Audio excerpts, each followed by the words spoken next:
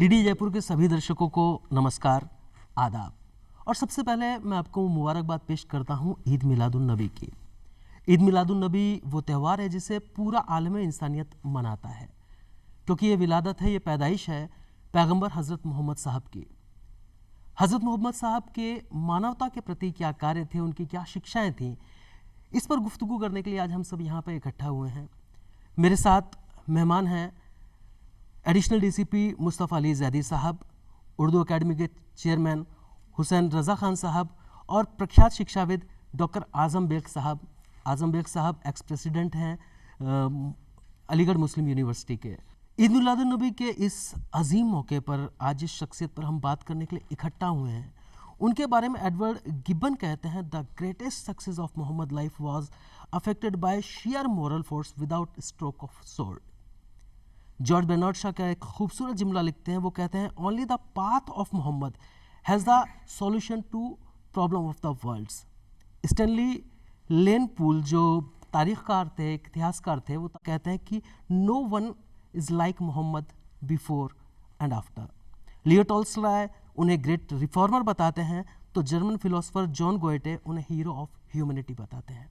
तो ये तो सर उनकी बात थी। और अब मैं सबसे पहले मुखातिब हूँगा, हमारे बीच में हैं शिक्षाविद डॉक्टर आज़म बेग साहब। सर, मोहम्मद साहब के बहुत सारे फ़ज़ाइल हैं, लातादाद फ़ज़ाइल हैं, तो हम चाहते हैं कि हम शुरुआत आपसे करें कि उन्होंने ह्यूमैनिटी, इंसानियत के लिए और क्या क्या उनके पैगामात हैं, उनके क्या क्या काम हैं, आप इन पर ज़रा सा रोशनी डालें। मैं बारावफ़ात ईद मिलादुन नबी सल्लल्लाहु अलैहि वसल्लम के मौके पर मुबारकबाद देते हुए हज़रत सल्लल्लाहु अलैहि वसल्लम की शान में कुरान करीम में अल्लाह ने क्या कहा है, यहाँ से अपनी बात को शुरू करूँगा। कुरान में अल्लाह ताला खुद अल्लाह के रसूल पर दरूद व सलाम भेजते हैं, इन्नल्लाह व मलाइकतहु युसल्लूना अलन नबी या अय्युहल्लज़ीना आमनू सल्लु अलैहि वसल्लिमू तस्लीमा। दरूद व सलाम के बाद मैं समझता हूँ कि दुनिया में शायद ही कोई ऐसा मुनसिफ, कोई ऐसा मुशफ़िक़ या कोई ऐसा व्यक्ति गुज़रा हो जिसके बारे में लोगों ने बहुत अच्छाई या बहुत तारीफ़ी कलिमात न कहे हों। हर कौम में, हर समाज में, हर मज़हब में, हर मानने वालों में ऐसे दूत मौजूद हैं जी। पैगंबर सल्लल्लाहु अलैहि वसल्लम की शान में चूँकि कुरान करीम में ख़ुद तारीफ़ आई है जी, वो एक अलग सिलसिला है। हम प्रोफिट मोहम्मद को जिस नज़रिए से देखते हैं, शायद ही दुनिया में ऐसा कोई शायर गुज़रा हो जिसने अल्लाह के रसूल की शान में तौसीफ़ के कलिमात न कहे हों, नातिया कलिमात न कहे हों, या उनकी तारीफ़ में कुछ न कहा हो। फ़ारसी का एक शायर कहता है, बलगल उला, अरबी का शायर, बलगल उला बिकमालिही कशफत दुजा बिजमालिही हसनत जमी व खिसालिही सल्लु अलैहि व आलिही। उर्दू का एक शायर कहता है कि आपके दर से ऐसे लौटे हम आज तक अपने घर नहीं पहुँचे। ये मक्का मदीना की ज़ियारत के बाद एक शायर का एहसास है। फ़ारसी का एक शायर कहता है, हुस्न यूसुफ दमे ईसा यदे बैज़ादारी आंचे खूबा हमा दारंद तू तनहा दारी। वाह वाह वाह। रसूल करीम सल्लल्लाहु अलैहि वसल्लम की अखलाक हसना, आपके तौसीफ़ात, आपके कमालात और आपने जो मैसेज दिया आपकी ज़िंदगी से, उसको अगर हम देखने जाएंगे तो शायद बहुत सारे डिफरेंट एस्पेक्ट हैं आपकी लाइफ के। जी जी। मैं इस वक्त आपको एक मिनट में जिस पॉइंट की तरफ बताना चाहूँगा वो बहुत गहरा वाक़या है जिस पर हम लोगों को गौर करना चाहिए। बदकिस्मती ये है कि दुनिया की तमाम इंसान, चाहे वो जिस मज़हब से मुताल्लिक़ हो, वो अल्लाह के रसूल सल्लल्लाहु अलैहि वसल्लम को अपना रहबर, अपना हीरो, अपना लीडर, अपना पैगंबर मानते हैं जी। एक गैर मुस्लिम साथी हमारा दोस्त कहता है, मैं हिंदू हूँ मगर ईमान रखता हूँ मोहम्मद पर। कोई अंदाज तो देखे मेरी हिंदू अदाई का। मुझे याद आता है प्रो महेंद्र सिंह बेदी शहर का एक शेर है जी, जी। कि इश्क हो जाए किसी से कोई चारा तो नहीं, सिर्फ मुस्लिम का मोहम्मद पे इजारा तो नहीं। तो अब वो उर्दू शायर थे, तो मैं थोड़ा सा मुखातिब होऊंगा डॉक्टर साहब की तरफ। डॉक्टर साहब, आप बताएं, क्या उनके ऐसे मैसेजेस थे, क्या पैगामात थे जिन्होंने इंसानियत का रुख बदला? देखिए, इस सिलसिले में मैं सबसे पहले तो जिस दूरदर्शन के ज़रिए हमारी बात हमारे नाजरीन तक पहुंच रही है, उनका शुक्रगुजार रहूँगा कि कोविड के 2 साल जो हमारे गुज़रे, उसके बाद हम इस तरीके से यहाँ पर जमा हैं। और जहाँ तक आप बात कर रहे हैं, या अभी आज़म साहब ने जो बातें कही, देखिए, एक शख्स जो यतीम पैदा होता है जी, और रसूल आखिर ज़मा बनकर वहाँ तक पहुँचते हैं, अल्लाह के रसूल बनकर वहाँ तक पहुँचते हैं, तो ज़ाहिर है इन यहाँ से पैदाइश से लेकर और आपके इंतकाल पुरमलाल तक, मतलब जहाँ जो भी चीज़ें दुनिया की नज़र अंदर आती हैं, जिस तरीके से उन्होंने अपनी तालीमात को, अपने पैगामात को ख़ास तौर से उस तरफ बहुत ज़्यादा तवज्जो दी उन्होंने कि हुकूक अल्लाह और हुकूकुल इबाद, मतलब इतना बैलेंस रखना दोनों के अंदर, इतना बैलेंस रखना, ये एक बहुत बड़ा, इससे बड़ी मिसाल, इससे बड़ा उदाहरण पूरी दुनिया के अंदर हुजूर अकरम सल्लल्लाहु अलैहि वसल्लम से नहीं बढ़ सकता। कि आज मतलब हम मानव अधिकारों की बात करते हैं, अगर कुरान पूरा पढ़कर देखें तो मानव अधिकार से भरा पड़ा है। हुजूर अकरम सल्लल्लाहु अलैहि वसल्लम की ज़िंदगी देखें तो जिस तरीके से मानव अधिकारों के लिए, ह्यूमन राइट्स के लिए, जिस तरीके से, चाहे वो हज़रत बिलाल का वाक़या हो, एक ग़ुलाम का वाक़या हो, रंगो नस्ल से मुतालिक वाक़यात हो, मतलब अगर आज हम महिला शिक्षा या महिला उसको इतना आगे बढ़ाने की कोशिश करते हैं, एक बेटी का क्या अपने माँ बाप पर अधिकार है, वहाँ के मामलात हों, इन सब चीज़ों के अंदर लेकर जिस तरीके से हुजूर अकरम मोहम्मद सल्लल्लाहु अलैहि वसल्लम ने अपनी बातें रखी और अपने पैगामात, अपनी तालीमात पूरी दुनिया के अंदर फैलाई, जाहिर है कि उससे बड़ा। सर थोड़ा सा मुझे हज़रत बिलाल का वाक़या आप बताएं, जो हमारे नाज़रीन चाहते हैं कि क्या था उनका पूरा वो। देखिए हज़रत बिलाल का मामला ये था कि बिल्कुल होंठ बहुत मोटे मोटे, अगर उनका हम मतलब चेहरा बनाने की कोशिश करें, एक इमेजिन करने की कोशिश करें, आंखें थोड़ी सी बाहर से निकली हुई, बाल उनके बड़े बड़े, काला रंग, एक वहशियाना जिसे हम आज एक इस्तेमाल करते हैं कि आदमी है ये वहशी है, उस किस्म का एक चेहरा, लेकिन आवाज़ के अंदर जो नज़ाकत, आवाज़ के अंदर जो मिठास, आवाज़ के अंदर जो मेलोडी उनकी थी, वो पहली अजान देने वाला शख्स, जिस वक्त मतलब सब लोग जमा हुए और ये हुआ कि छुप छुप कर अजानें दी जाती थी, छुप छुप कर अल्लाह के, कि अल्लाह बहुत बड़ा है, आओ नमाज की तरफ, आओ भलाई की तरफ, जी जी जी, हाँ अजान के लिए, जी जी जी। तो मैं चाह रहा था रंग, मेरा ख्याल है जो रंग भेद की नीति जो आज पूरी दुनिया में एक चलती है सियासत, गोरे और काले को लेके, श्वेत अश्वेत को लेके, तो मेरा ख्याल है सबसे पहले उसको खत्म करने का जो बीड़ा है पैगंबर मोहम्मद साहब ने उठाया था। तो इन्होंने बिलाल हबशी को, गुलाम थे जी, और उस गुलाम से मोहब्बत करना जी, मतलब उस मुकाम तक उस गुलाम की मोहब्बत को ले जाना कि एक ही सफ में खड़े हो गए, महमूद अयाज, ना कोई बंदा रहा ना कोई बंदा नवाज। तो ब्लैक लाइव मैटर्स के पे उनका काफी कंट्रीब्यूशन है मोहम्मद साहब। बिल्कुल, मतलब आज हम जिसकी बात करते हैं आज से 1400 साल पहले वहां से शुरू हो गई थी। मुस्तफ़ा साहब, मैं बात करना चाहूँगा, जैसे कि आप पुलिस विभाग से हैं, तो कुछ जैसे कि उस वक्त युद्ध हुआ करते थे काफ़ी, तो युद्ध बंदियों के साथ उनका क्या वो था कि अगर कोई आपसे हार जाता तो उनके साथ क्या सुलूक किया जाए, थोड़ा इस पर रोशनी डालें।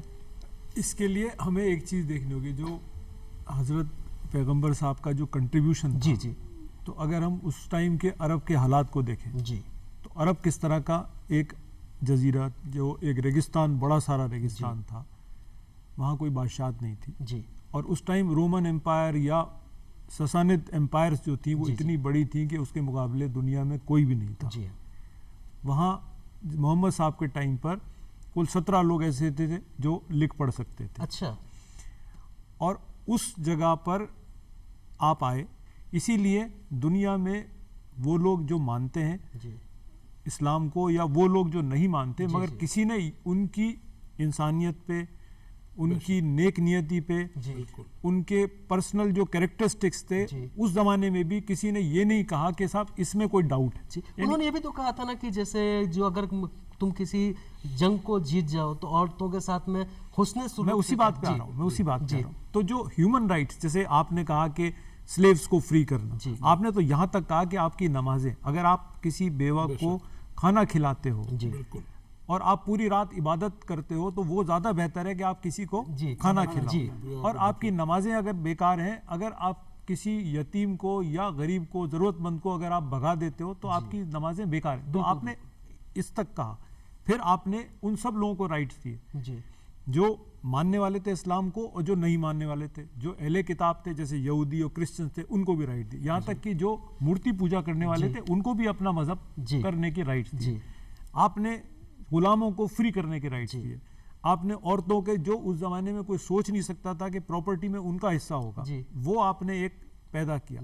ہم یہ چارٹر آف انڈیپینڈنس اور یہ انگلش ریولوشن، فرینچ ریولوشن، اس کے اندر ہم جو چیزیں اب سن رہے ہیں، یا رشین ریولوشن کے بعد جو ویلفیئر اسٹیٹ کا کنسپٹ آیا کمیونسٹ کے اندر، جو وہ اسلام میں 1400 سال پہلے آ گیا تھا. آپ اس زمانے کے حساب سے اگر آپ سوچیں کہ کتنا بڑا ریولوشن تھا. پھر عرب جو ایک ایسی جگہ تھی کہ جہاں پر جو قبیلے تھے وہ آپس میں لڑتے رہتے تھے، وہاں انڈیویجول کوئی کیپیسٹی نہیں ہوتی تھی، ان کا قبیلے ہوتے تھے کہ کسی نے اگر کوئی غلطی کری ہے تو اس کے قبیلے والوں کو سزا ملی، اس میں ایک بڑا قبیلہ ایک چھوٹا قبیلہ. پھر اس کے اندر کیونکہ مکہ جو تھا ایک ٹریڈ سینٹر، ٹریڈ سینٹر میں کیا تھا کہ وہاں پر کافی لوگ آتے تھے، ایک روٹ تھا ٹریڈ روٹ جس میں مکہ ایک اہمیت رکھتا تھا، تو وہاں لوگوں میں پاس کافی پیسہ کما لیا.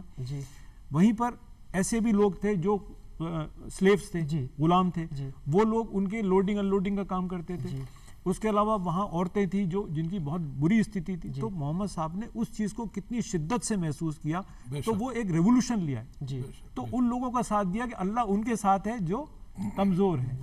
تو ان لوگوں سے ستہ چھیننا جن کے پاس اتنی بڑی دولت تھی، جن کے پاس پاور تھی، اور ان لوگوں نے اسی لیے ان کو ہجرت کرنی پڑی، کیونکہ آپ ان سے وہ چیز چھین رہے ہیں. بالکل وہ کہاں چاہتے تھے کہ یہ سب ہم کسی سے شیئر کریں. اور پھر عرب جو تھا اس زمانے کے بعد اتنی بڑی امپائر بن گیا کہ اس نے روم کو ہرا دیا، جس نے سسانت کو ہرا دیا، اور جو پورے دنیا کے اندر اتنی مقبولیت لے کے آ گیا اور بائزنٹین تک آ گیا. اور اس کے علاوہ جو سائنٹیفک ٹیمپرمنٹ تھا، یعنی آپ نے سپرسٹیشن کو ختم کیا، اور سپرسٹیشن کو ختم کر کے آپ نے 6 سینچریز تک آپ یہ دیکھیں کہ وہاں کے فلاسفرز، وہاں کے سائنٹسٹ، وہ پوری دنیا کے اندر مقبول ہوتے رہے. تو وہ ایک سوچ کے دیکھیں کہ ایک ایسا کنٹری کہ جہاں کل 17 لوگ لکھ پڑھ سکتے ہوں، اس کے بعد وہ ریولوشن آیا، اس نے پوری ذہنیت بدل دی، انسانیت کو چینج کر دیا. جہاں کوئی چھوٹے بڑے کا کوئی فرق نہیں رہا، کوئی ذات اور اس کا مذہب کا کوئی کنسیپٹ نہیں رہا. آپ کی پہچان آپ کی نیک نیتی سے یا آپ کے کام سے ہوگی، آپ کیا کر رہے ہیں. تو وہ اسی طرح وہی ریفلیکٹ ان کے اس میں کرتا تھا، لڑائیوں میں کرتا تھا. اس سے پہلے ایک اونٹ دوسرے اونٹ، مطلب ایک اونٹ ایک قبیلے کا دوسرے کے کھیت میں چلا گیا، اس میں کئی سال تک لڑائیاں ہو جاتی تھی اور 70,000 آدمی مر جاتے تھے، اور اس قوم کو بدل دیا. اور اس کے بعد آپ کی ٹوٹل لڑائیوں میں کچھ 100 مارے گئے. یہ بھی ہے. دیکھیے یہ تو ہسٹری کے فیکٹس بتا رہا ہوں. تو اس قوم کو بدلنا کہ جو ہر چیز میں لڑنے پہ اچھا ان کے کوئی کسٹم نہیں تھے، ان کے یہ تھا کہ صاحب کوئی لا نہیں ہے، کوئی ایڈمنسٹریشن نہیں ہے، جو بھی ہیں وہ قبیلے کے کسٹمز ہیں، اس سے ہی وہ ہر چیز کو صلح صفائی کرواتے. آپ نے ایک سسٹم جنریٹ کر دیا، ڈیولپ کر دیا، اور وہ آج تک چلا آ رہا ہے، اور اس میں آج تک کوئی ترمیم نہیں ہوئی. اس سے زیادہ کیا ہو سکتا ہے؟ یہ بھی معجزہ ہی ہے. بالکل. ڈاکٹر صاحب میں اب آپ سے بات کر پاؤں گا کہ اس وقت جب عرب میں لڑکیوں کے پیدا ہوتے ہی ان کو مار دیا جاتا تھا، بہت زیادہ کنیاوت کی جو تو کہتے ہیں کسٹم بہت زیادہ فیمس تھا. ایسے حال میں رسول نے، پیغمبر نے اپنی بیٹی کو ام ابیہا کہا ہے، یعنی بیٹی جو اپنی بیٹی کو اپنی ماں بتایا. تو یعنی بیٹی کا درجہ انہوں نے اتنا بلند کر دیا کہ انہوں نے اپنی بیٹی کو اپنی ماں کے سمکش رکھا. تو آپ یہ بتائیں کہ عورتوں کے لیے رسول نے کیا کیا، ان کے کیا کیا پیغامات تھے، وہ تھوڑا ہمارے درشکوں کے ساتھ آپ ساجھا کیجئے. دراصل میں ایک بات اور آپ سے کہنا چاہوں گا، جو ابھی زیدی صاحب فرما رہے تھے، وہیں سے میں بات شروع کرتا ہوں. پیغمبر صلی اللہ علیہ وسلم کی زندگی کو ہم کو کئی سارے ٹکڑوں میں بانٹنا چاہیے. ہمارے ساتھ دقت یہ ہو گئی ہے کہ انسانیت ہم کو دیکھ کر کے رسول پاک کو سمجھ رہی ہے، اور ہمارا کردار بالکل رسول پاک کے خلاف ہے. ہم وہ کرتے ہی نہیں ہیں جو رسول پاک نے کیا. اس لیے یہ دشواریاں پیش آ رہی ہیں، چاہے وہ مہیلائیں ہوں، چاہے وہ تعلیم ہو، چاہے وہ سماج ہو، چاہے وہ انسانیت. ہم کو دراصل اس اسوہ حسنہ کو اپنانا ہی پڑے گا اگر ہم کو سماج میں اس پیغمبر کی بات کو پہنچانا ہے. رسول پاک صلی اللہ علیہ وسلم نے خواتین کی تعلیم، ان کی برابری، ان کی ایکویلٹی کے لیے جو ریولوشن لے کر کے اس دنیا میں آیا ہے وہ ایک مثال ہے. رسول کریم صلی اللہ علیہ وسلم نے سب سے پہلے یہ کہا، حضرت فاطمہ جب ان کے گھر آتی تھی ان کی بیٹی، تو اس کا استقبال کھڑے ہو کر کے چادر بچھا کر کے کرتے تھے کہ آپ آئیے اور یہاں بیٹھیے. اس سے بڑھ کر کے میں سمجھتا ہوں کہ خواتین کی عظمت کا احترام نہیں کیا جا سکتا. ایک اور بہت بڑی مثال اللہ کے رسول صلی اللہ علیہ وسلم نے حدیث شریف میں یہ فرمایا، الجنت تحت ام اقدامها. آپ کو اگر جنت حاصل کرنی ہے تو اپنی ماں کے قدموں میں ڈھونڈو. اس کا مطلب ماں کے قدموں میں جنت نہیں تھی، جی ان کی خدمت کر کے آپ جنت کے دروازے تک پہنچ سکتے ہو. یعنی اپنی خواتین کی، اپنی ماؤں کی عزت اور احترام کرنا اللہ کے رسول نے ہم کو اس وقت سکھایا. اور اس سے بڑھ کر کے جو ایک اور بات خواتین کے تعلق سے اللہ کے رسول صلی اللہ علیہ وسلم نے فرمائی وہ بہت ہی معنی خیز ہے. آپ صلی اللہ علیہ وسلم نے خواتین کی عزت اور احترام کرتے ہوئے حدیث شریف میں یہ فرمایا اگر کوئی ویکتی 2 لڑکیاں پیدا کر لیتا ہے تو وہ جنت کا مستحق ہے. اس سے بڑھ کر کے یہ حدیث شریف ہے. اور اس زمان آج بیٹی بچاؤ بیٹی پڑھاؤ کی تحریک پر لاکھوں کروڑوں روپیہ خرچ ہو رہا ہے. 1400 سال پہلے اللہ کے رسول نے اگر خواتین کے لیے یہ فرمایا کہ 2 بیٹیاں جس نے پیدا کر دی اس کو جنت ملے گی، وہ سورگ واس ہو جائے گا، تو میں سمجھتا ہوں کہ خواتین کے لیے اس درجہ ہم آج تعلیم کے میدان میں کتنی وہ کرتے ہیں، تفرقہ بازی کرتے ہیں. بیٹا پیدا ہو جائے اس کے لیے سارے آرام آسائش ہیں، بیٹی پیدا ہو جائے تو گھر میں رونا مچ جاتا ہے. یہ آج ہمارا حال ہے. جب ہم پیغمبر کو ماننے کی بات کرتے ہیں، پیغمبر سے محبت کی بات کرتے ہیں، تو محبت پیغمبر کے کلمات سے ہونی چاہیے، ان کے اسوہ حسنہ سے ہونی چاہیے. میں یہ مان کر کے چلتا ہوں کہ اس ذات گرامی نے مہیلاؤں اور خواتین کے حقوق پر جو اعلانات کیے اور جو چیز اپنی زندگی میں درشائی ہے اس کو ہم کو اپنی زندگیوں میں یقیناً اپنانا چاہیے. چاہے تعلیم کا معاملہ ہو، مساویات کا معاملہ ہو، مساوات کا معاملہ ہو، خاندان میں بٹوارے کا معاملہ ہو. یہ کہا اللہ کے رسول صلی اللہ علیہ وسلم نے اگر تم اپنی وراثت میں اپنی بیٹیوں کو شریک نہیں کرو گے تو تمہاری ساری عبادات نامکمل ہیں. خواتین کے لیے اس سے بڑھ کر قرآن کریم میں جو ذکر آیا ہے اس میں اللہ کے رسول صلی اللہ علیہ وسلم نے قرآن کریم کے حوالے سے یہ فرمودات ہیں کہ آپ کی تمام عبادات ایک طرف اور خواتین کو ورثے سے محروم کر کے جنت میں جانے کا تصور مت کرنا. اس کا مطلب یہ ہوا کہ اللہ کے رسول نے خواتین کے حقوق اور ان کی پامالی پر زبردست وعید سنائی ہے. ہم کو اس بارے میں بہت کتنی خوبصورت بات ہے. اس میں بھی ایک چیز جوڑنا چاہوں گا. ابھی ایک فیکٹ ہے کہ جو مسلم میں سیکس ریشو ہے جی جی جی جی وہ اور قوموں سے بہتر ہے. اچھا آپ دیکھ لیجیے، یہ تو سائنٹیفک فیکٹ ہے نا. سیکس ریشو کے علاوہ ایک اور چیز میں اس تعلیمات کا نتیجہ ہے. جی ہاں، سچر کمیٹی کی رپورٹ کا بھی ہاں میں وہی کہہ رہا ہوں کہ بھائی مسلمانوں میں چاہے غربت ہے، چاہے تعلیم کی کمی ہو سکتی ہے، اور چیزیں ہو سکتی ہیں، مگر یہ نہیں ہے کہ میں بیٹی پیدا نہیں کروں گا. ایک چیز تو یہ ہو گئی. دوسری چیز پولیس کے اعتبار سے میں یہ کہنا چاہوں گا کہ دہیج جیسی چیز جو اتنی زیادہ سوسائٹی میں پھیلی ہے، آئے دن سنتے بھی ہیں، مقدمے بھی درج ہوتے ہیں، مگر مسلمانوں میں یہ ابھی بھی بہت کم ہے.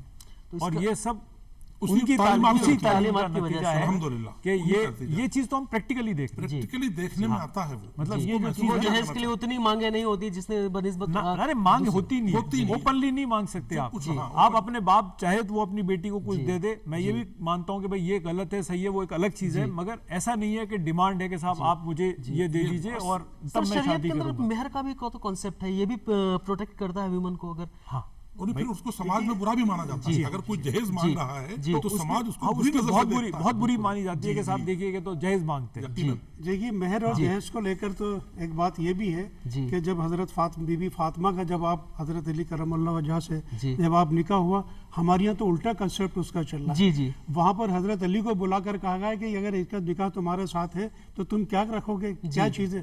تو پھر وہ گئے چمٹا توا زیرہ بیچی تھی انہوں نے شاید اس کے لیے نا، زیرہ بیچ کے یہ سامان تصور نہیں ہے. جی تصور. اور ایک جہیز کا اور کہ مطلب ایک شاعر نے ایک بات یہ کہی تھی کہ زربفت کے پردے ہیں کنیزوں کے مقام میں، زربفت کے پردے ہیں کنیزوں کے مقام میں، اور کوہنا ریدا بنت محمد کے لیے. یہ حضرت جن کی ہتھیلیاں چکی. سب سے بڑی چیز ہے کہ ان کے گھر پہ ان کے یہ تو ویلتھ کا کنسیپٹ آ گیا کہ اسلام میں ویلتھ کا کنسیپٹ ہی نہیں ہے. مگر یہ جو چیز آپ بتا رہے ہیں یہ اس زمانے کے عرب سے اگر کمپیئر کریں کہ ان کے حساب سے جب وہاں پر جو سلیوز ہوتی تھیں ان کو اوپن مارکیٹ میں بیچا جاتا تھا، جن کے ساتھ پروسٹیٹیوشن ہوتا تھا، اور جہاں بیٹیوں کو زندہ دفن کر دیا جاتا تھا، جہاں طلاق جیسا کنسیپٹ ہی نہیں تھا، آپ ایسے ہی چھوڑ دیتے تھے. وہ سب ہونے کے بعد اگر اتنا بڑا ریولوشن آپ لا رہے ہیں، آپ اس کو سوچ کے دیکھیں. تھوڑا سا اس کے اندر ایک بات اور میں جوڑنا چاہوں گا زیدی صاحب، وہ یہ کہ دیکھیے آج مہیلا وواہ پہ یا ودوا وواہ پہ اتنی باتیں ہو رہی ہیں. जिस वक्त आपका पहला निकाह आपने जिस वक्त हजरत खदीजा से किया था तो आपकी उम्र 25 साल थी, उधर हजरत खदीजा बेवा थी, उनकी उम्र 45 साल 40 साल थी। 15 साल का ये डिफरेंस, क्या आज का कोई नौजवान ये गवारा कर सकता है कि 40 साल की औरत से शादी करे कोई? और आपके ऊपर फिर सवालात की बौछार के साथ आप ये था ऐसा था, मैं उस तरफ जाना नहीं चाहता असल में। दूसरी बात ये कि उसके मतलब अगर आज हम विधवा विवाह का जो चलन एक दूसरा के, जितनी लड़कियां आज शहर के अंदर, पूरी दुनिया के अंदर, पूरी साथ के अंदर कुंवारी बैठी हुई हैं, अगर एक विधवा मतलब एक अभिशाप समझा जाता है, बिल्कुल अगर आज विधवा विवाह दूसरा की शुरू हो जाए तो ये तहजीब भी हमें हुजूर अकरम सल्लल्लाहु अलैहि वसल्लम ने दिया। अरे वाह सर, क्या बात है। मतलब इस तरह अगर हम देखें तो वुमेन वेलफेयर के लिए, वुमेन स्ट्रेंथ के लिए जितना काम प्रोफेट ने के टाइम में हुआ है। जैसे एक और चीज है, जैसे आपने फरमाया, बहुत सही फरमाया कि एक तो पैगंबर साहब के टाइम पर इस्लाम था, फिर क्या हुआ कि जिस तरह के लोग जुड़ते चले गए, उन्होंने अपने जो रिवायत थे, उनके जो कस्टम्स थे, उन्होंने उसको इस्लाम के कस्टम्स की तरह पेश किया। अच्छा, तो आज हम जो चीज देखते हैं ना कि साहब ये इस तरह का पर्दा है या इस तरह से ये निकलने ही नहीं देते, वो लोकल कस्टम्स है, ये इस्लामिक कस्टम्स नहीं है। उनका मतलब इस्लाम के कल्चर से लेना, लोकल कस्टम थे वहाँ के, इस्लाम के आपस के मामला वाइट चीज है। सर मैं इस मौके पर एक बात और जरूर कहना चाहूंगा अपने दर्शकों से और अपने नाजरीन से, जो वक्त की जरूरत भी है, पैगंबर का पैगाम भी है और एक वाकया भी है जिसको पूरी दुनिया में नजीर बनाया जाना चाहिए। जरूर, बिल्कुल। और आज के हिंदुस्तान के हालात में हमको उसको एक आइडियल के रूप में देखना चाहिए। मक्का में जब अभी आप हिजरत का जिक्र फरमा रहे थे, अल्लाह के रसूल सल्लल्लाहु अलैहि वसल्लम को जब लोगों ने तस्लीम नहीं किया तो मजबूरन आपको हिजरत करना पड़ा। हिजरत किस लिए की? आप चले गए ताइफ। ताइफ की सरजमीन पर आप इसलिए गए कि हजरत हलीमा सादिया साद खानदान से थी, जो ताइफ के ही एक खानदान था। शायद दूध पिलाई माँ, रजाई माँ की मोहब्बत गालिब आ जाए और वो लोग मुझे जगह दे दें और अपनी बात सुनने के लिए वक्त फराहम कर दें। आप तसव्वुर कर सकते हो, ताइफ हजरत मोहम्मद गए हैं, सारे सरदार इकट्ठा हुए हैं, आपकी बात को सिर्फ सुना ही नहीं है, नौजवान औबाश गुंडे लड़कों को आपके पीछे लगा दिया कि इनको यहाँ से निकलने न दो। अल्लाह के रसूल सल्लल्लाहु अलैहि वसल्लम 3 तरफ से घिर गए और इल्तिजा की, ए अल्लाह कोई एक रास्ता मुझे दे ताकि मैं उन नौजवानों को ये समझा सकूं कि मैं क्या पैगाम लेकर के आया हूं। अल्लाह के रसूल लहू लहान हो गए। उस वक्त फरिश्तों की एक जमात अल्लाह के पास पहुंची और ये कहा, या रसूल अल्लाह आप अगर इजाजत दें तो अल्लाह को बहुत गुस्सा है, आज अल्लाह का जलाल जोश में है, आप शरीक हों और आप फरमाएं हमें इनके साथ क्या इंसाफ करना है। अल्लाह ने फरमाया, मैं, फरिश्तों ने अल्लाह से कहा आप हमें इजाजत दीजिए। अल्लाह ने फरमाया कि नहीं, मेरी इजाजत है, लेकिन अल्लाह के रसूल से पहले जाकर के मिलिए, उनसे राब्ता कीजिए, उनकी क्या सोच है। मेरा पैगंबर लोगों से बदला लेने के लिए नहीं, रहम बांटने के लिए भेजा हुआ है। अल्लाह के रसूल के पास फरिश्तों की जमात आई और आकर के ये कहा कि मैं रहमत बना करके भेजा गया हूं, मेरा यकीन यह है कि मैं कोई बदला नहीं लूंगा, हो सकता है ये नहीं तो इनके बाद इनकी नस्लें ईमान ले आए। क्या बात है, और हम मोहम्मद बिन नजाद जो एक व्यक्ति था जो उसी ताइफ का था, हिंदुस्तान के इस्लाम का सिलसिला उसी ताइफ के व्यक्ति से मोहम्मद बिन नजाद बिन हातिम से मिलता है। हमको ये एहसास करना चाहिए, दुश्मन को माफ कर देना, ये इस्लाम की सबसे पहली रिवायत है। मतलब अगर आप जंग में देखें तो आपके चाचा को जंग में शहीद कर दिया, आप ईमान लाए और उनको भी माफ कर दिया। अच्छा, जिन्होंने उनको चाचा को कत्ल किया, फरिश्तों ने कहा अगर आप इजाजत दें तो हम ताइफ के दोनों पहाड़ों को मिला दें और इस कौम को खत्म कर दें। अल्लाह के रसूल ने कहा नहीं, हो सकता है इनके बाद इनकी कौम ईमान ले आए। अच्छा, मैं बदला ईमान मिले, सही रास्ते पे आ जाए, सच्चे सच्चरित्र हो जाए ना। हाँ, तो इस्लाम का कंसेप्ट ही है, ईमान का कंसेप्ट ही है कि उसके अंदर जस्टिस है, आदिल है, बेनेवोलेंट है, कंपैशनेट है, कंपैशन है। सही है कि नहीं? ये इस्लाम बना ही इससे, क्या बात, रहीम है, रहमत, सारी चीजें। जी सर, उन्होंने और एक चीज और भी कही थी उन्होंने कि अपना जो एनवायरनमेंट है, पर्यावरण है, उसके लिए उन्होंने काफी ये कहा था कि अगर आप बहती धार में भी खड़े हैं तब भी आपको पानी वेस्ट करने का हक नहीं है। जो आप जल संसाधन की बात हो रही है तो उसके बारे में रसूल ने क्या कहा था? बहुत अच्छा सवाल है आपका। देखिए, कुरान करीम का जब हम मुताला करते हैं तो एक सूरत, जब हम एक चैप्टर कुरान का जब एक सूरत है वो पढ़ना शुरू करते हैं تو والتین والزیتون, والزیتون. دیکھیے یہاں سے کہ زیتون کی قسم اور انجیر کی قسم مثلا ہے, یہاں سے ہمیں پھر آپ کا آگے چل کر تو آپ نے مطلب ہرے درختوں کے کاٹنے کی بہت سخت منادی تھی آپ کی طرف سے کہ اس کی چھاؤں جو ہے, اس کی چھاؤں کے اندر مطلب لوگ بیٹھے ہیں. تو یہ مطلب آج جو انوائرمنٹل ہم دیکھ رہے ہیں, یہ جو آج اگر یہ کہ ورکشاروپن یا درخت, یہ سب اس وقت بھی موجود تھا ساری چیزیں. جی سر, اس وقت جو آج امرتا دیوی نے یہاں پہ کیا تھا, راجستھان کے اندر کیا تھا, جو پیڑوں کی رکشا کے لیے شہید ہو گئی تھی, تو اس وقت تک ایک یہ میسج چل رہا تھا کہ پیڑوں کو کس طرح بچایا جانا چاہیے. تو محمد صاحب نے شاید میں نے کہیں پڑھا تھا, انہوں نے یہ کہا تھا کہ اگر کل پرلے آنے والی, یعنی کل اگر قیامت ہے, تو تم آج بھی کا دن اگر تمہارے پاس ہے تو تم اس میں پیڑ لگاؤ. تو اور انہوں کے کیا کیا بیانات تھے اس بارے میں ہمارے انوائرمنٹ کو بچانے کے لیے؟ انوائرمنٹ کو بچانے کے لیے ان کا یہی تھا کہ ایک تو معاملہ یہ تھا کہ گھنے درختوں کا سب سے بڑی بات کہ گھنے درخت, ایک ثمر آور درخت, جن پیڑوں کے اندر جو پھلوں سے لدے ہوئے, پھولوں سے لدے ہوئے, ان کو نہیں, کیونکہ یہ چیزیں یہ مخلوق ہیں, اور یہ مخلوق مطلب انسان کے کام میں آنے والی ہے کسی بھی طریقے سے کام کے اندر. یہ سارے معاملات تھے ان کے. تو مطلب, اور سر انہوں نے یتیموں کے لیے کچھ کی بھی کافی حقوق بتائے تھے کہ وہ گھر سب سے اچھا ہے جس کے اندر کوئی کسی یتیم کو پناہ ملتی ہے یا اس کو آسرا ملتا ہے. تو اس کے بارے میں ہم جاننا چاہیں گے. دو باتیں اس بارے میں کہنا چاہوں گا, اور واقعات کی شکل میں کہنا چاہوں گا. اللہ کے رسول مدینے پہنچتے ہیں, عید کی نماز کا وقت ہے, سارے مدینے کے انصار انتظار کر رہے ہیں کہ اللہ کے رسول نماز کے لیے آ رہے ہیں. رسول صلی اللہ علیہ وسلم نکلے اپنے نواسوں کے ساتھ, عید کی سج دھج کے. راستے میں دیکھا کہ کچھ بچے عید کی خوشیاں منا رہے ہیں, ہنس رہے ہیں, نئے کپڑے پہنے ہیں. ایک لڑکا ہے جو رو رہا ہے, اس کے بدن پر کپڑے نہیں ہیں. اللہ کے رسول صلی اللہ علیہ وسلم اس کے پاس پہنچتے ہیں اور جا کر کے کہتے ہیں, بیٹا تم نے کپڑے بھی نہیں پہنے اور رو رہے ہو, عید کا دن ہے. اس نے روتے ہوئے یہ کہا اللہ کے رسول سے, محمد صاحب میرا باپ نہیں ہے, انتقال کر گیا, میں یتیم ہوں. میری ماں ان کے انتقال کے بعد کسی اور سے شادی کر کے دوسری جگہ چلی گئی, میرے اوپر کسی کا ہاتھ نہیں ہے. اللہ کے رسول کی نم آنکھوں نے اس بیٹے سے یہ کہا, بیٹا کیا تم مجھے اپنا باپ بنا لو گے؟ اس بیٹے پیروں میں لپٹ کر کے یہ کہا, سر اگر آپ یہ موقع مجھے دیں گے تو اس سے بہتر میرے لیے دنیا میں کچھ نہیں ہے. اس بیٹے کو اللہ کے رسول نے گلے سے لگایا, اس کو ساتھ لے کر کے گئے اپنے گھر. ایک یتیم بچہ, اللہ کے رسول اپنی عورتوں سے کہا اس کو تیار کرو, اس کو نہلاؤ دھلاؤ, اس کو کپڑے پہناؤ. حضرت حسن یا حضرت حسین کے کوئی کپڑے اگر اس کو آتے ہوں اس کو پہناؤ. ان عورتوں نے ان کو وہ کپڑے پہنائے, اور ایک یتیم کے انتظار میں مدینے کے سارے صحابی عید کی نماز کا انتظار کر رہے ہیں, اور اللہ کے رسول اس یتیم کو لے کر کے مدینے کی اس مسجد میں پہنچتے ہیں اور یہ اعلان کرتے ہیں کہ یہ آج سے میرا بیٹا ہے اور میں اس کا باپ ہوں, یہ یتیم ہے.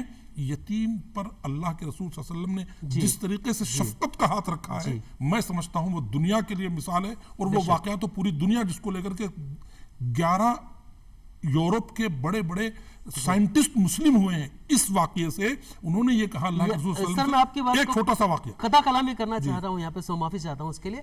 سر جو ایک شعر ہے کہ گھر سے مسجد ہے بہت دور, چلو یوں کر لیں کسی روتے ہوئے بچے کو ہنسایا جائے, تو وہاں پہ پروفیٹ محمد صاحب نے, میں اسی بات پہ آ رہا ہوں, آپ کی موضوع پہ آ رہا ہوں, کہ محمد صاحب نے نماز کو لیٹ کیا, وہ بھی عید کی نماز جس میں پورا شہر اکٹھا ہوتا ہے, اور یتیم کے سر پہ ہاتھ رکھا, اور یتیم کو اس کے سر پہ ہاتھ رکھنے کے خالی یتیم کی دلجوئی کے لیے انہوں نے نماز کو لیٹ کیا. تو اس سے کیا میسج؟ سر اس یہ بھی ہوا جو میں آپ سے عرض کر رہا ہوں, 11 یورپ کے سائنٹسٹ اس بات کو لے کر کے مسلمان ہو گئے. ان کو ایک مرتبہ اللہ کے رسول کا ایک واقعہ ان کی نظر سے گزرا. ایک صحابی آئے اور انہوں نے کہا کہ سر میرا بیٹا کھو گیا ہے, میرے گھر میں میری بیوی 3 دن سے کھانا نہیں کھا رہی ہے, میں اس بچے کو کیسے ڈھونڈ کر کے لاؤں, کیا کروں؟ اسی بیچ ایک صحابی نے کہا کہ سر یہ جو حلیہ بتا رہے ہیں, اس حلیہ کا ایک لڑکا فلاں بچوں کے ساتھ گھوم رہا ہے اور کھیل رہا ہے, ان کی پریشانی شاید دور ہو جائے, میں جاؤں اور اس کو اس کا بچہ دلایا ہوں. تو وہ تھوڑی دور چلے اور اللہ کے رسول صلی اللہ علیہ وسلم نے اس صحابی کو واپس بلا کر کے یہ کہا, دیکھو تمہارا بیٹا ہو سکتا ہے تم کو مل جائے اور تم تمہارے گلے سے چپٹ جائے, لیکن ایسا نہ کرنا کہ تم ان بچوں کے سامنے اس کو بیٹا کہہ کر کے بلاؤ اور وہ تم سے چمٹاؤ. اگر اس میں کوئی یتیم ہوا اور اس کی آنکھ سے آنسو گر گیا کہ آج اس کا باپ تھا تو یہ اس کے گلے سے لگ گیا اور یتیم میں ہوں تو میرا کوئی باپ نہیں ہے, ایسا نہ ہو جائے. اللہ کے رسول صلی اللہ علیہ وسلم کے اس مزاج سے دین سمجھ میں آتا ہے کہ دین کتنا یتیموں کے رکھوالا ہے, کتنا محبت والا ہے. ہم کو اس طرف پیش قدمی کرنی اس ہے۔ وقت اس کا کیا اثر ہوگا؟ نہیں، یہ جو کیفیت تھی آج بھی آنکھیں گیلی کر یہ دیتی ہیں۔ اس سے پہلے مطلب آپ جب حضرت خدیجہ کے ساتھ جی وہاں نوکری کر رہے تھے، اس زمانے میں ہی آپ نے اس طرح کا ایک فورم بنایا تھا بالکل جو ان لوگوں کی مدد کرتا تھا۔ جی جی ایگزیکٹ۔ اچھا مطلب یہ تو آپ پیغمبر جب آپ نے جب آپ کے اوپر قرآن نازل ہوا، اس کے بعد آیتیں آئیں، اور آیتوں میں بھی آپ نے جیسے آپ فرما رہے تھے کہ صاحب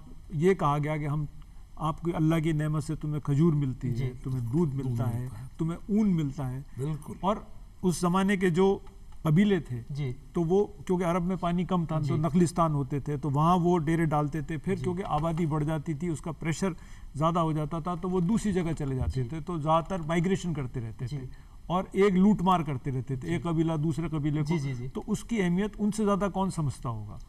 یتیم کا ابھی ذکر چل رہا تھا، یتیم کی بات ہے۔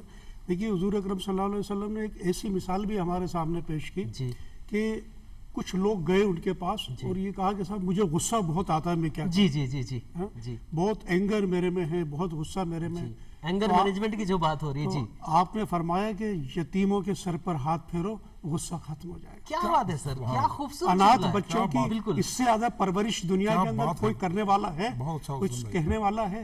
کیا خوبصورت جملہ انہوں نے کہا کہ کردار ہے یتیم بچوں کے سر پہ ہاتھ آپ رکھو، بالکل تمہارا صحیح ہے۔ غصہ۔ اور آپ دیکھیے نا کہ آپ پوری زندگی آپ کی جو ہے، آپ خود یتیم تھے، آپ کو وہ درد ہمیشہ ان کو معلوم تھا کہ کیا ہوتا ہے، غربت کیا ہوتی ہے، محنت بچپنے سے کیا ہوتی ہے، اور اس کے بعد بھی اپنے آپ کو ایمان کو اپنے شامل رکھنا اور اس کو اس طرح سے آگے بڑھانا۔ پھر آپ نے جیسے حضرت علی کی پرورش تو آپ نے کی تھی۔ بالکل بالکل۔ فانی صاحب اسی سلسلے کی قرآنی روایت، قرآن کی آیتیں، ارائیت الذی یکذب بالدین فذلک الذی یدعو الیتیم ولا یحض علی طعام المسکین، یہ قرآن کے اس ریفرنس میں ہے کہ اللہ کے رسول صلی اللہ علیہ وسلم قرآن کے حوالے سے یہ فرماتے ہیں، کیا تم نے اس شخص کو دیکھا ہے جو قیامت کو جھٹلاتا ہے؟ قیامت کو کیسے جھٹلا رہا ہے؟ کہ وہ یتیموں کو دھکے دے رہا ہے۔ فویل للمصلین، ایسے لوگوں کی نمازوں پر تباہی ہو جو یتیموں کو دھکا دے کے مسجدوں میں نماز ادا کرتے ہیں۔ مطلب انہوں نے اس کا مطلب انسانیت کی مسجد کا راستہ یتیموں کے سر پر ہاتھ پھیر کر ان کو کپڑے پہنا کر کے گزرتا ہے۔ آپ 5 وقت کی نماز پڑھ کے کسی کو گمراہ نہ کریں کہ ہم کسی کا بھوکو دیکھ کر کے، کسی کو تن پر کپڑا نہ دیکھ کر کے اور اس پر تو رحم نہ کھائیں، اور 5 وقت نماز پڑھ کے اللہ کو خوش کریں۔ انسانیت کی خدمت آپ نماز نہیں کر پا رہے، یہ افضل ہے، اور اللہ اپنے حقوق کو تو ایک بار معاف کر سکتا ہے، جہاں سے شروعات ہوئی تھی ہمارے چیئرمین صاحب نے کہا تھا بندوں کے حقوق کو معاف نہیں کر سکتا۔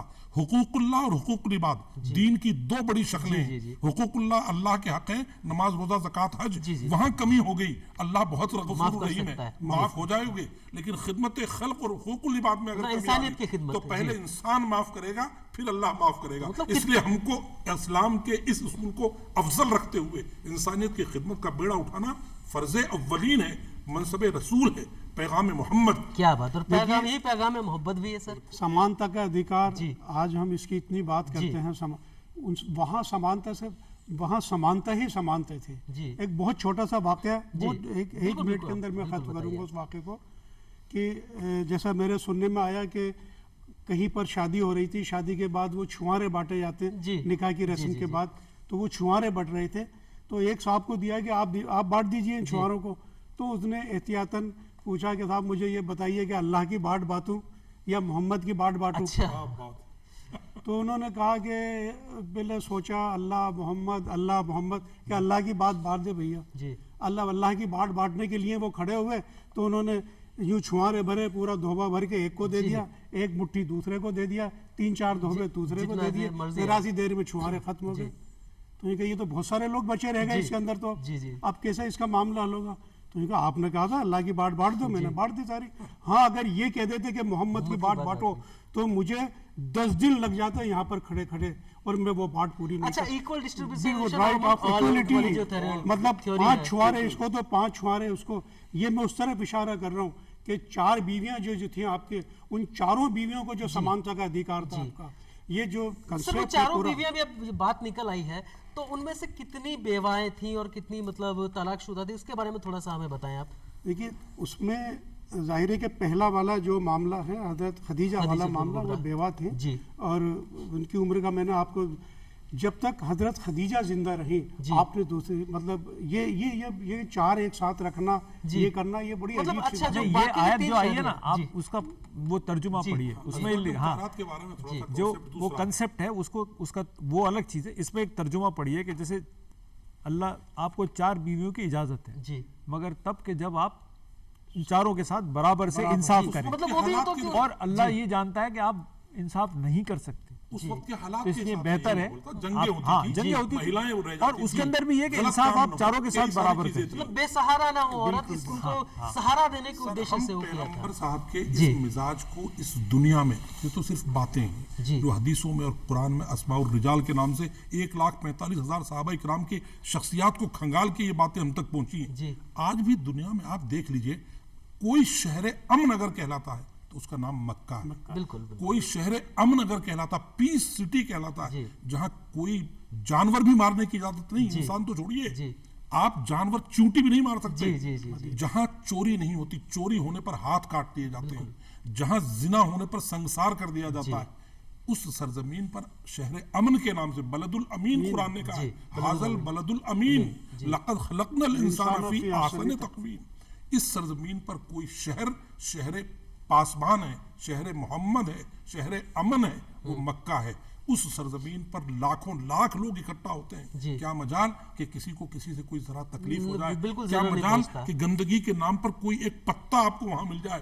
کیا مجال کہ وہاں باتھ روموں میں آپ کو اسمیل مل جائے. تو ہم اگر دنیا کو نہ دیکھیں تو کم سے کم اس شہر مصطفیٰ کو دیکھ لیں وہیں سے ساری سیرت مصطفیٰ ہم کو اس سرزمین میں آج دیکھنے کو مل جائے گا. اچھا سر آپ نے بہت ساری باتیں کی ہیں عورتوں کے بارے میں بچیوں کے بارے میں یتیموں کے بارے میں. یہ بھی کہا جاتا تھا کہ رسول کو بچے بہت پسند تھے. جب آتے تھے بچے تو ان کے اوپر جیسے وہ گھر میں آتے تھے تو آس پاس اطراف کے جتنے بچے تھے ان کے پاس وہ لیا کرتے تھے. سر ایک میں جاننا چاہتا ہوں بزرگوں کے ساتھ انہوں نے کیا حسن سلوک یا کیا برتاؤ کرنے کے لیے انہوں نے بتایا تھا تھوڑا آپ بتائیں. دیکھیے بزرگوں کا جہاں تک سلسلہ ہے بزرگوں کی جہاں تک باتیں ہیں وہ ساری آپ کے کنسیپٹ کے اندر بالکل سارا کلیئر تھا کہ کس طریقے سے کس کی تعظیم کرنا ہے.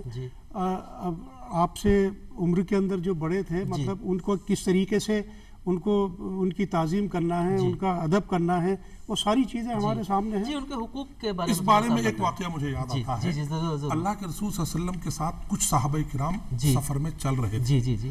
2-3 صحابہ کرام احتشام بن حسن کر کے شاید کچھ نام ہیں وہ اللہ کے رسول صلی اللہ علیہ وسلم سے تھوڑا سا بزرگ تھے. وہ بزرگ تھے. ہم کچھ نوجوان صحابہ ان سے آگے نکل گئے سفر کے دوران. اللہ کے رسول نے ان نوجوان صحابہ سے یہ کہا تم اس بزرگ سے آگے مت جاؤ. اس کو اپنی بزرگی کا یہ احساس ہوگا کہ کاش میں بھی جوان ہوتا تو میں ان سے تیز چل پاتا. اس احساس کو سمجھیے. کسی کو احساس کمپنی میں مبتلا نہیں ہونے دیتے. مطلب انہوں نے یہ کہا کہ نہیں آپ کو ان کو آگے چلنے دیجئے آپ پیچھے چلیے. تو اللہ کے رسول صلی اللہ علیہ وسلم نے ہر عمر کے لوگوں کا ہر مرتبے کے لوگوں کا ہر وقت لحاظ کیا ہے.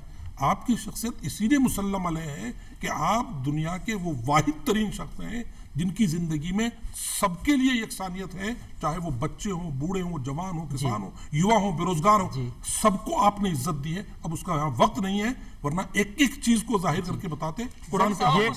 ہاں میں ایڈ یہ کرنا چاہ رہا تھا کہ اس زمانے میں کوئی اس طرح کا فنڈ نہیں ہوتا تھا. کوئی وردھاوستھا پینشن ہے یا کوئی بیماری کے لیے ہیلتھ کیئر اسکیم ہے تو آپ زکوٰۃ لے کے آئے. اچھا آپ دیکھیے جس کے اندر ایک فنڈ کریٹ ہوا اور امیروں سے پیسہ لیے گئے. تو جو مکہ کے اندر آپ کی مخالفت ہوئی تھی اس کا سب سے بڑا ایک کارن یہ بھی تھا کہ ہم اپنی ویلتھ کو کیوں شیئر کریں گے. ایک امیر آدمی ہے وہ زیادہ خوش ہوتا ہے کہ اگر اس کے سامنے غریب آدمی اس کو دولت دکھانے کا موقع ملتا ہے.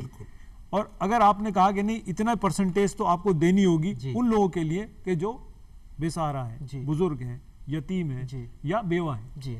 اسی طرح بیت المال اس کے اندر ایک پیسہ لیا گیا کہ صاحب یہ پیسہ فنڈ کریٹ دنیا کے اندر سب سے پہلے ایسا واقعہ ہے کہ جب ایک کنسپٹ لایا گیا ان لوگوں کے لیے کہ یہ انسٹیٹیوشنلائزڈ ہے.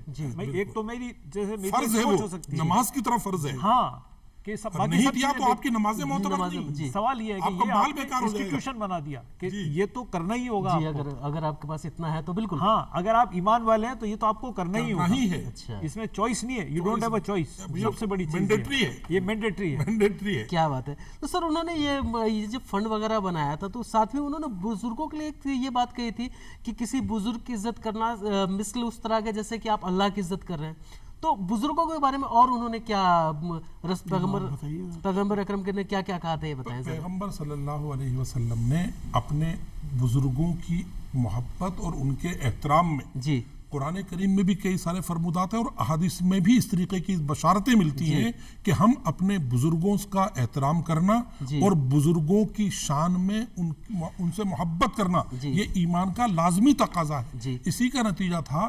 آپ دیکھیے کیسے اللہ کے رسول صلی اللہ علیہ وسلم نے ابھی حضرت بلال کی بات ہو رہی تھی, حبش کے بلال کو گلے سے لگا دیا. ابھی سہیب رومی کی بات ہو رہی تھی, روم کے سہیب کو گلے سے لگا دیا.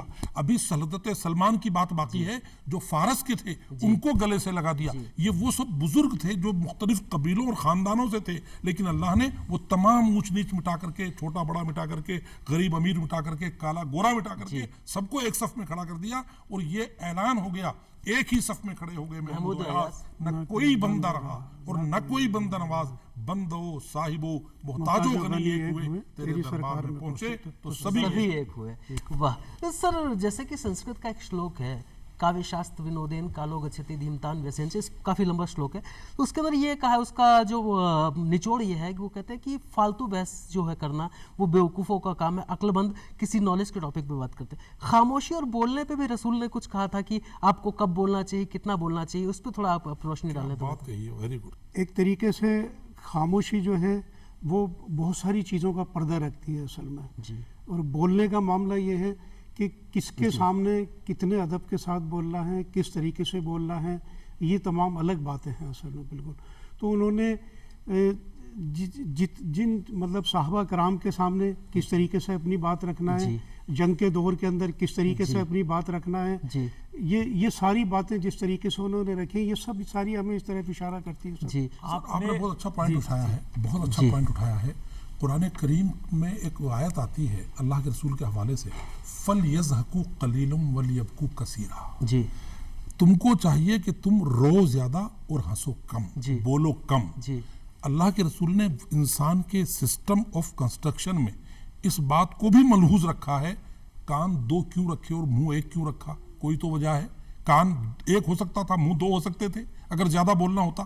اس کا مطلب یہ ہے کہ آپ کو بولنا کم ہے, سننا زیادہ ہے. ہماری غلطیاں یہ ہیں کہ ہم ہر وقت اتنا بول جاتے ہیں کہ اپنی آپ خود بخود پریشانیاں مول لے لیتے ہیں. بہت ساری چیزیں خاموش رہ کر کے زیادہ مضبوطی سے کی جا سکتی ہیں.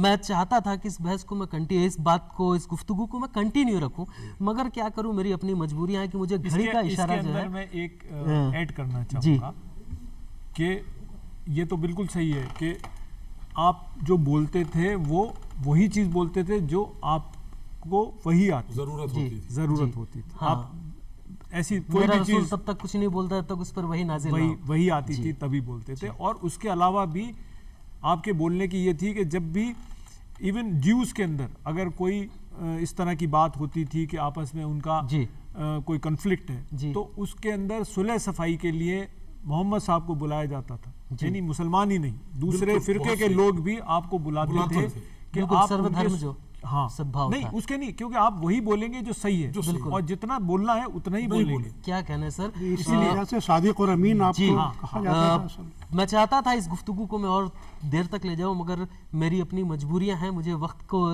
ساتھ لے کے چلنا پڑتا ہے. تو ہمیں یہ کنکلوڈ نکالا کیا کہ ان کے جو انسانیت کے پیغامات تھے وہ اگر عام ہو جائیں تو شاید یہ زندگی اتنی دشوار نہیں ہو جتنی آج ہے. اس لیے بات بالکل صحیح, آپ میں متفق ہوں اس بات سے کہ پیغمبر محمد ایک شانتی دودت تھے جو کہ سب کے لیے, عالمین کے لیے, پورے اس عالم کے لیے, صرف ایک ہمارے لیے نہیں, ایک قوم کے لیے نہیں, ایک خطے کے لیے نہیں, پوری مانو جاتی, پوری سرشٹی کے لیے وہ رحمت تھے. آپ لوگوں کے ساتھ بہت اچھا سنواد رہا, بہت اچھی گفتگو رہی, اور میں پھر کہوں گا کہ دوبارہ اس طرح کا ایک گفتگو کا انعقاد کیا جائے تاکہ ہم لوگ پھر فیضیاب ہو سکے آپ تمام لوگوں کے علم کے ساتھ. آپ لوگ اسٹوڈیو میں آئے, اپنا وقت دیا, اس کے لیے آپ کا بہت بہت شکریہ.